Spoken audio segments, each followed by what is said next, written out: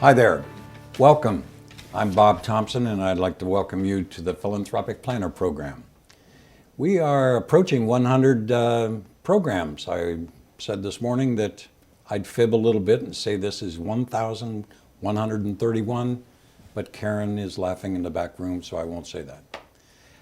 We've been putting on this program talking about philanthropy, a boring subject, but it's designed for you and me as philanthropists and for philanthropic planners, because every once in a while I get one of my colleagues who will say, hey, I watched about 5 minutes of your program just to see if you were telling the truth. So we try to tell the truth. Anyway, you don't have to be a multi-millionaire to be a philanthropist. You can volunteer. You can give $5 to your favorite charity, and you are a philanthropist in my definition. We usually start off with local charitable fundraising, state, region, national, globally, and so on.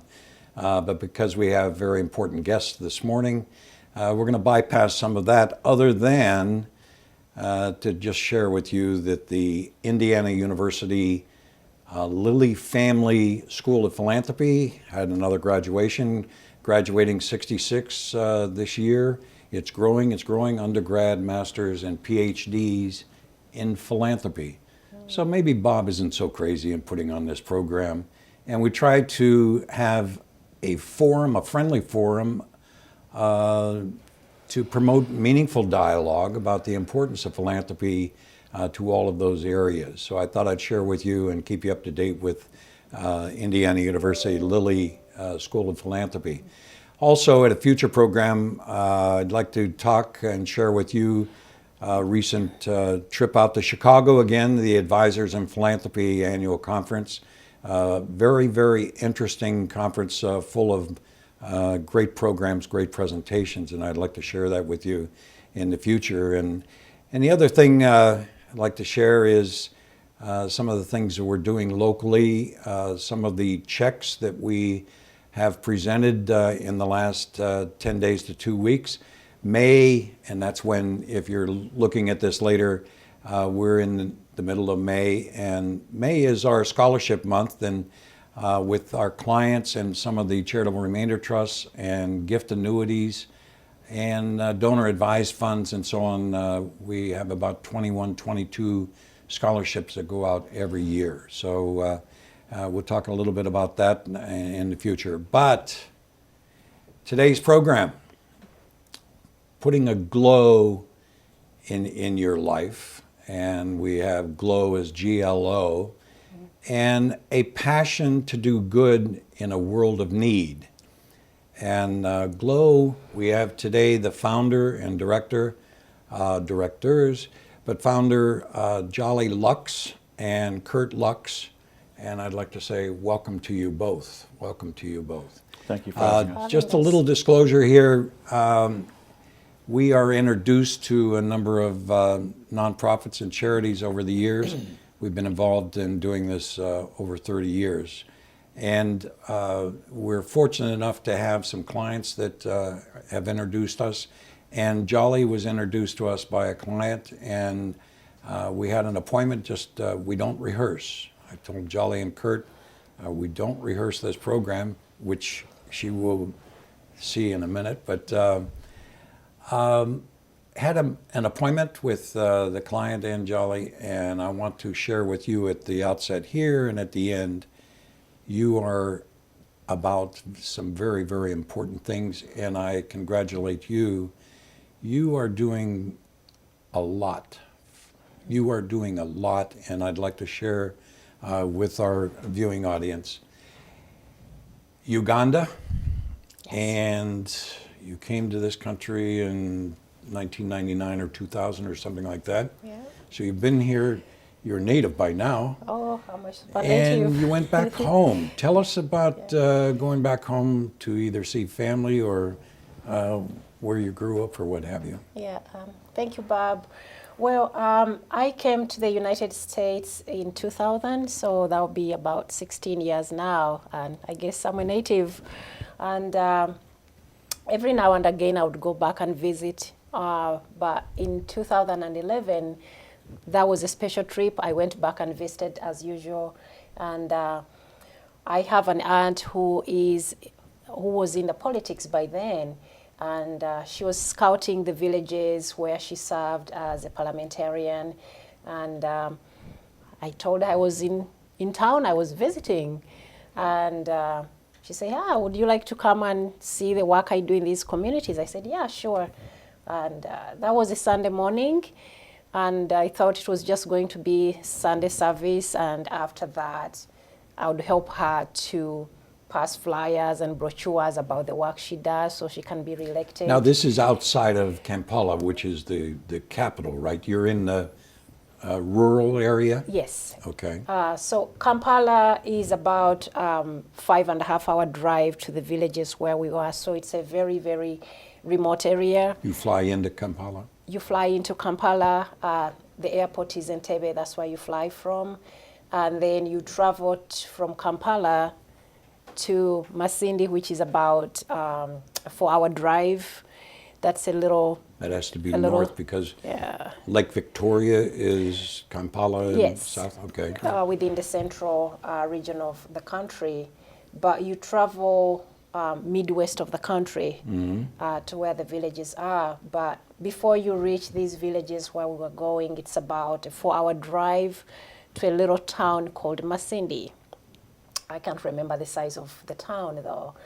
But then from that town, you drive an hour, maybe an hour 15 away to those villages that I didn't even know existed. And that's part of her constituency that she served as a parliamentarian representing them. So when she said, "Would you like to come and accompany me? We have church service." I knew church was great, but I knew it was going to be an all-day church service. But at the same time, I had the notion that she probably wanted me to pass flyers for her during her campaign. And that was the day that would change everything. As a politician, she wanted you to, is that what she wanted you to do, or that was just your perception? That was my perception. Okay. Or she said, "Would you just like to come and accompany me?" I said, "Okay, I'll do anything." She said, "Do you have anything in particular you'd like to do?" I said, "I have no idea. Put me to anything. I'll do it." And that was it. Little did I know that was going to be a complete change of the entire visit of my visit home. And a change in your life and Kurt's life and Absolutely. other people that you've shared your story with, which tell me about the lady that came and visited, or she came up to you. Was that on this visit? Yes, Okay. yes, it was on that visit. So in Uganda, when you go to church could go up to 3 p.m. because that's the best day of the week. That's where everyone celebrates. And for us, church had ended around 2 o'clock in the afternoon. It was still a normal day, bright day. And I could see so many people that had come to see her, to listen to what she had to tell them. And many people had arrived from so many villages, from so far. When a politician there comes to a place, people want to come and hear what she has to say. What promises is she making that will help better their lives? So that happened to be one of those days, and there was this woman, a stranger that I had never even thought I would meet. So I'm sitting around, and I decided to get up so I can mingle around and see, because I could see little children running around. I didn't know whose kids those people were. There were too many of them, giggling and laughing and just playing and just being kids, but there were too many of them. I was surprised. I said, "Wow, there are too many kids here. Who are their parents?" And no one seemed to be claiming these kids as their own, Right. because they were just roaming the entire place. But so as I stood, I'm looking around, that's when this woman came to me and she said, "Look, I would like to share something with you, but please do not tell anyone." I said, "Sure, of course." Surprisingly, I'm sharing her story to so many people, and I hope that's okay. She said to me, "I lost my husband to AIDS 4 years ago, so that would have been 2007. Right.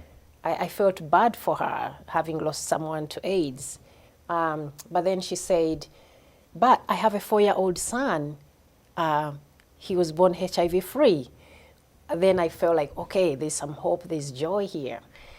So in that moment, I'm waiting for what is next, because she said, please don't tell anyone. Yeah. So I'm thinking, she doesn't want me to tell anyone that her husband died of AIDS, or she doesn't want to tell me that we have AIDS in our family, but my son is HIV free. Right. So I'm kind of anticipating what is to come out of her secret. It was actually a secret, because she really said, please do not tell anyone. And what would come to change my life is when she said, I'm dying. She's dying. Yes.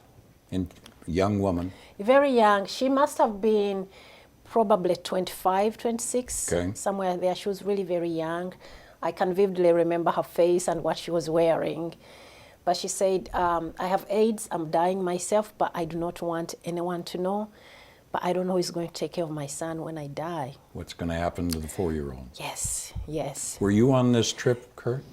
I was not. I was home, and later that night, Jolly had given me a phone call, and she described the woman, and Jolly immediately went to go hug the woman.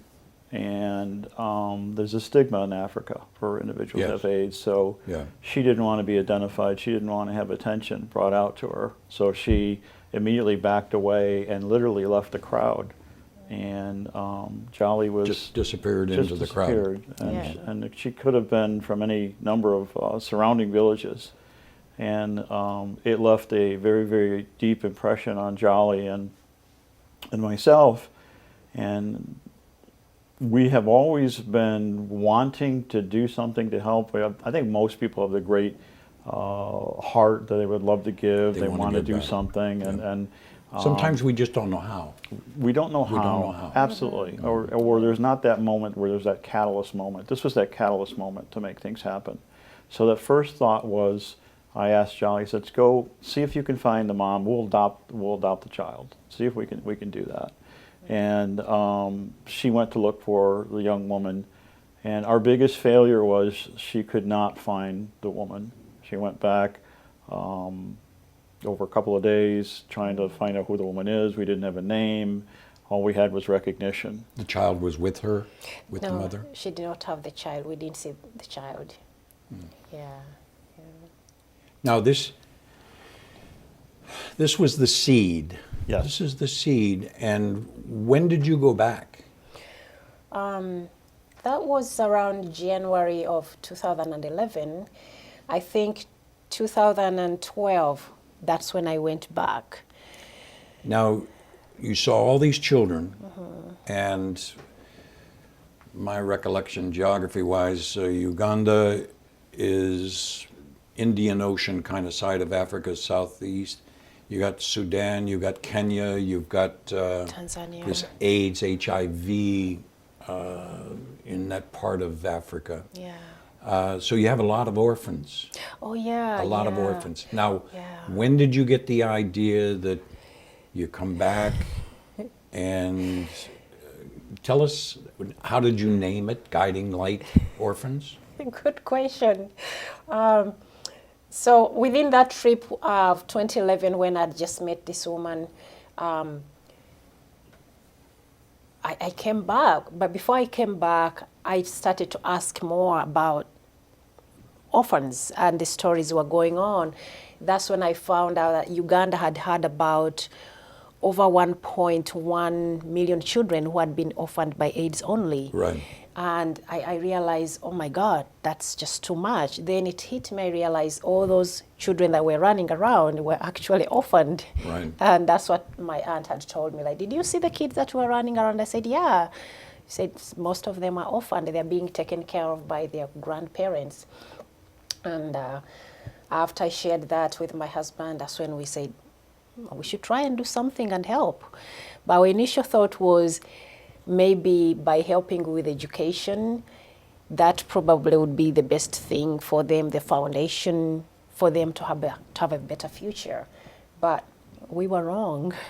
So You open up a big area of education, yeah, health, yeah, clean water, training themselves to help themselves, and the government can't do it. But you're in a Yeah. remote area where even the closest clinic or hospital is a long way away. So very, yeah, when you look at orphans, you Yeah. look at all of these things that are affecting and making it worse, really. yeah, Yeah. yeah, The first thing that we decided not to do what us typical Americans do, is to go into another country and say, this is what you need. Yeah, yeah. So our first journey was actually jolly to go to canvass the areas and speak with the village elders and the people and ask them, what is your need?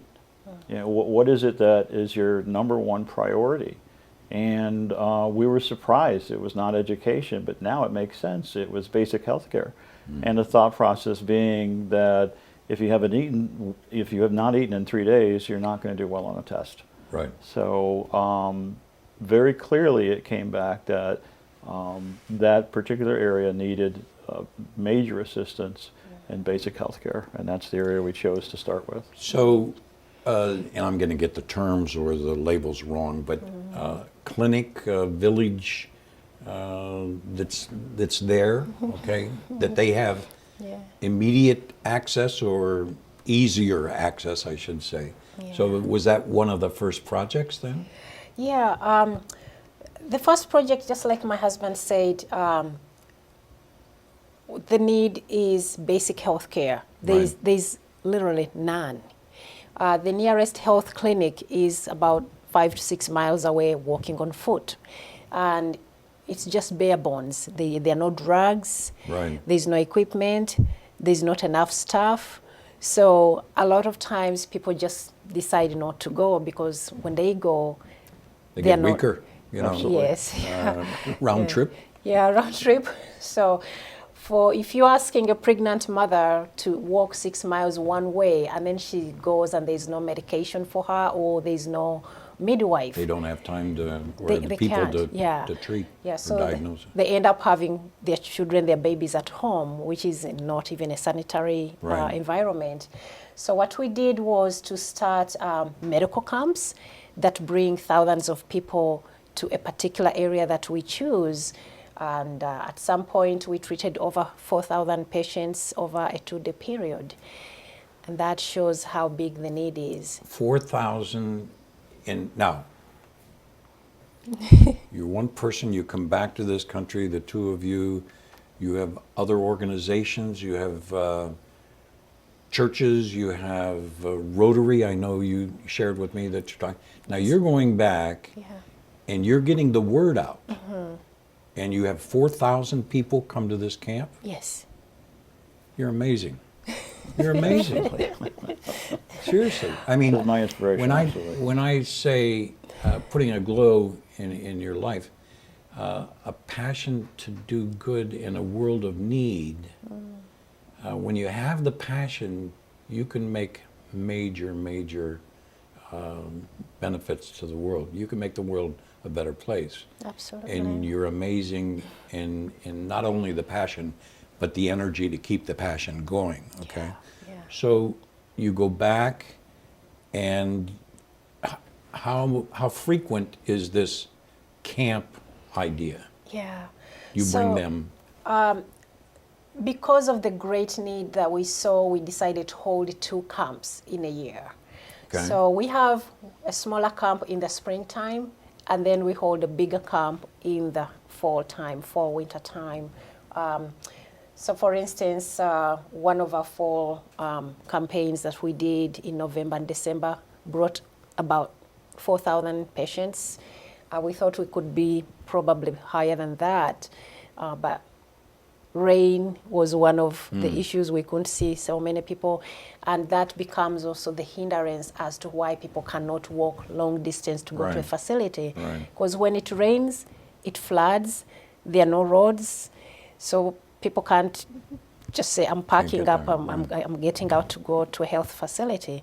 So we saw that from a 1 day, 2 day experience, but this is their daily way of living, not being able to go out because of the lack of access to roads and facilities.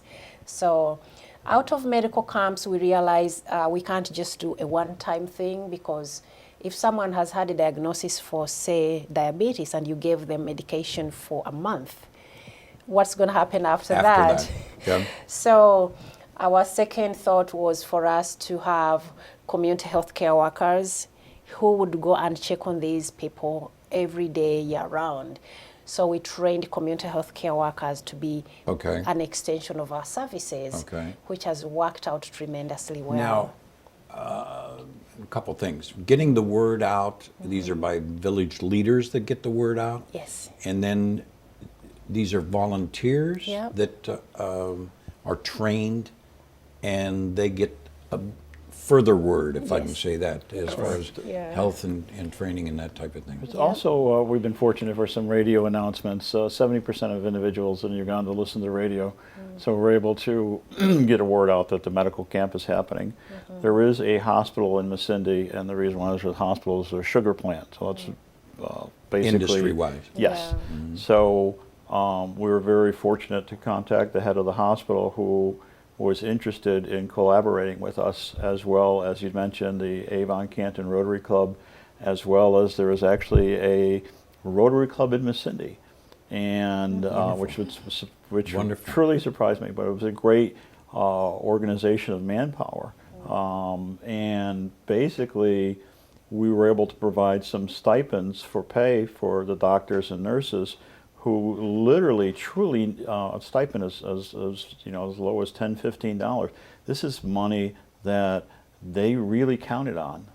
For you and me, that's a night out and we have a meal. Right. This is supplemental income that is Right. extremely needed. And they work extremely hard during these medical camps. And I was naive, and I asked Jolly, I was like, why don't they do these? Why do they only do that when we're here? Why is it, the help is, and he said, they have no money. We're basically the gasoline that helps Right. pull Rotary together, pull Right. the Masindi Hospital together to make this happen. That's, I hear that story about different parts of the world, and we need the training locally. We need the funding to help those local people. And this goes very fast, and you've got a lot of impressive programs and projects and that type of thing. And we're going to run out of time here very quickly. But you are doing amazing things. And let me share with you, I mentioned Kurt to Jolly. At the beginning or at the end of these programs, and I have crazy people that watch this in between either a baseball game commercial or somebody that's home it's raining out and they flip through and they channel surf or whatever. And I share with them that people would do more. This is what I hear in my business. Bob, I would do more if I could. I would do more if I knew how. Well, if I could is capacity. Do I have the funds, the capacity to do something and the good to help your organization, okay? I would do more if I knew how is a big part of that. And it's amazing to me that people want to give and they don't know if they have the fear is, oh, Bob, I don't know about taxes and inflation and healthcare costs, and can I run out of money? Yeah. Do I have the capacity to give? All right. If I knew how, there are incredible vehicles and strategies to help an organization like yours. Absolutely. So you people out there, now here's Crazy Bob, who say, I don't know who to give to. Hello. The things that we can do to make a better world, and this woman here, forgive me, Kurt, she's got a passion here that she lives every day with this woman that comes up and talks about her 4-year-old son.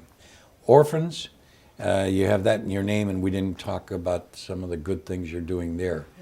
But let me say this. You have a great website, Natalie, I don't know if you have anything to do with that, but that's good. Go in to Guiding Light Orphans website. This couple here is in Avon, local in the Valley, and I would suggest to you, if you have a minute, pull out your damn checkbook and send them a check. Okay? Or some of my elder viewers, your required minimum distribution that you get that you don't need, you don't want, you don't whatever, send $100 check, send $1,000 check out of your RMD to help these people do what they're doing, okay? Thank you. You know, and I beat up on New England. I beat up and say, you know, I want to share with you what people in the Midwest would do if they were viewing this and seeing this, they'd write out a check. So come on. Oh, by the way, Karen beats up on me. We're in a campaign for Simsbury Community TV. We got another campaign, Jolly. Write out a check to the TV and we'll keep stories like this going for another 1,135 shows. That's a fib. Thank you. Thank you. Thank you for coming. You have a great story. Thank you for and having you're doing us. a great job. Thank you, and God bless you for the work you do. Thank you.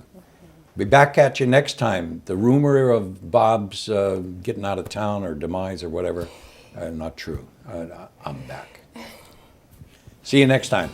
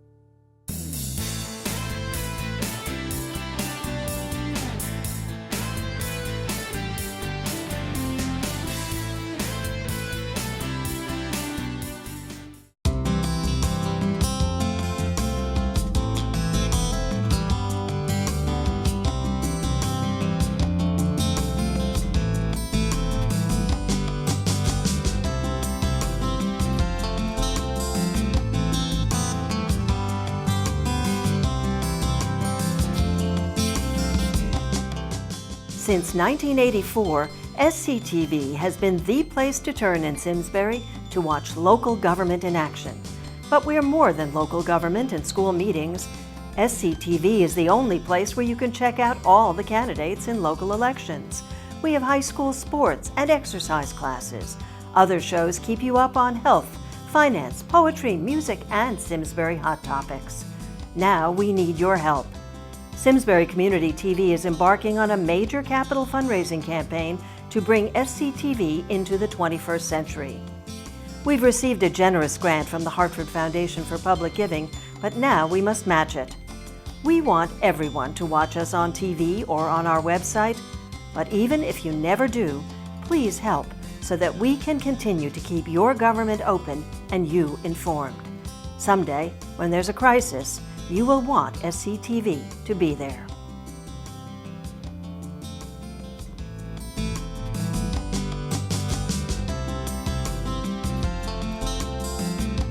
Hi, my name is Lori Lubetkin. I'm co-owner of the Redstone Pub in Simsbury. I hope you'll join me in supporting SCTV. Since 1984, your connection to your town, your schools, and your government.